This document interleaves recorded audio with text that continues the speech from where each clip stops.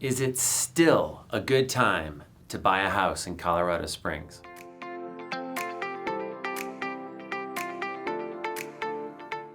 When you're buying a house, you're establishing an estate for your family and your heirs. And without a doubt, it is a great thing to do as soon as it makes sense.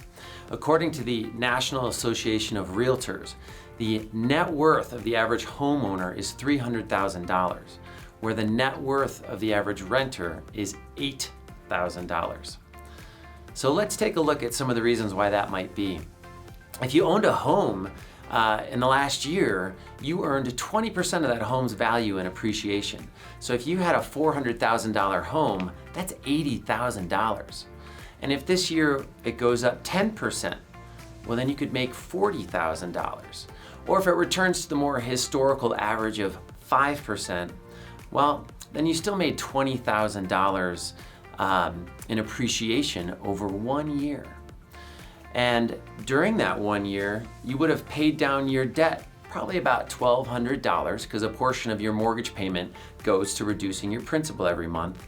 And you might have also benefited from about $5,000 of tax savings because the interest you're paying on your mortgage over the year is tax deductible. So can you see that there's many ways that owning a home benefits for you? And that is one of the first reasons why it is still a good idea to buy a home. A second reason why it is still a good idea to buy is because of inflation. So we're experiencing a lot of that right now. Inflation is the general increase in prices due to the economy, to our monetary policy. And what happens is that, for example, if you have $50,000 that you're saving to use later and you've got it in a bank account, with our current 7% inflation rate, that means over the course of a year, you've lost about $3,500 in purchasing power. So it doesn't make sense to save large amounts of money and keeping them on the sidelines during times of inflation. And times of inflation, savers become losers.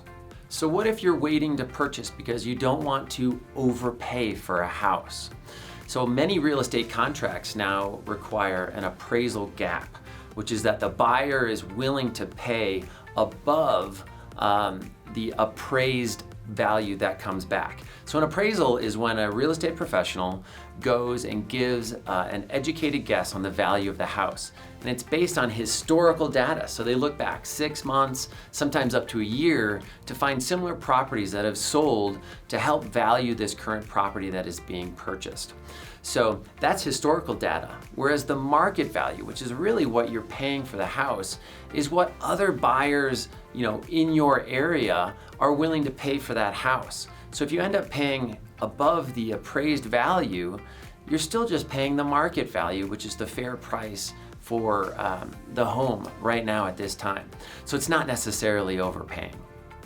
Another reason why it is a good idea to buy now is that interest rates and prices are continuing to climb, so that the home that you could qualify for this year, you might not be able to qualify for it even next year.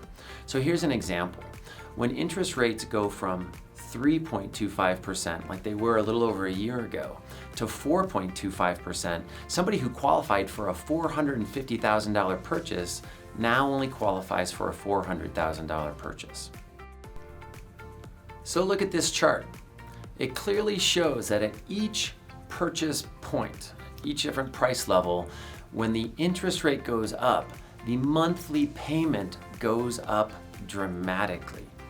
So that is a huge reason why we don't want to be waiting on our values.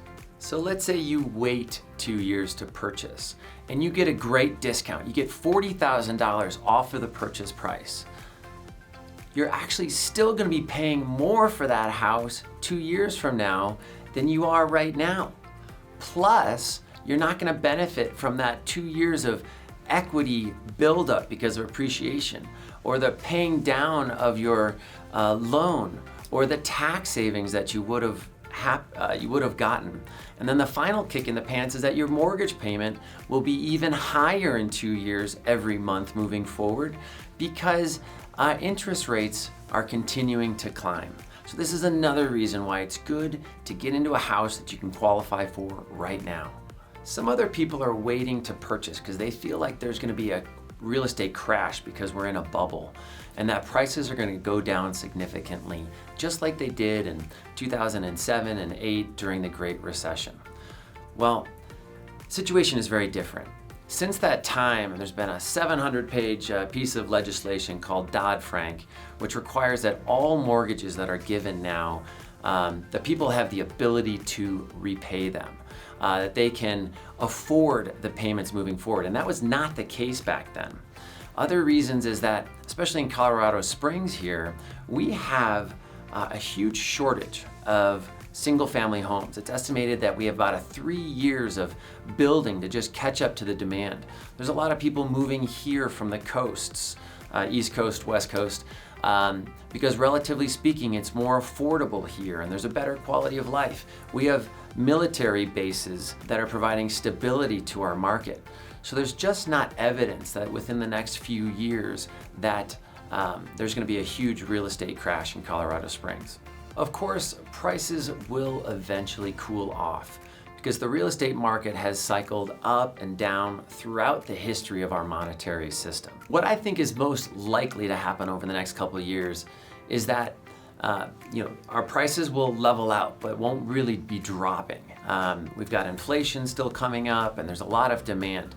The increase in interest rates are gonna prevent some people from competing on those houses, but statistics say that 30% of all purchases across our country are done by cash buyers. So they're not gonna be greatly affected by rising interest rates.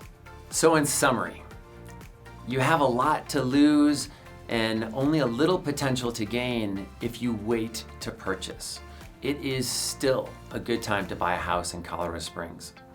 And as always, if you have anyone, any friends, family, or coworkers who are in need of financing, please give me a call. I'd love to serve them. 719-210-5517.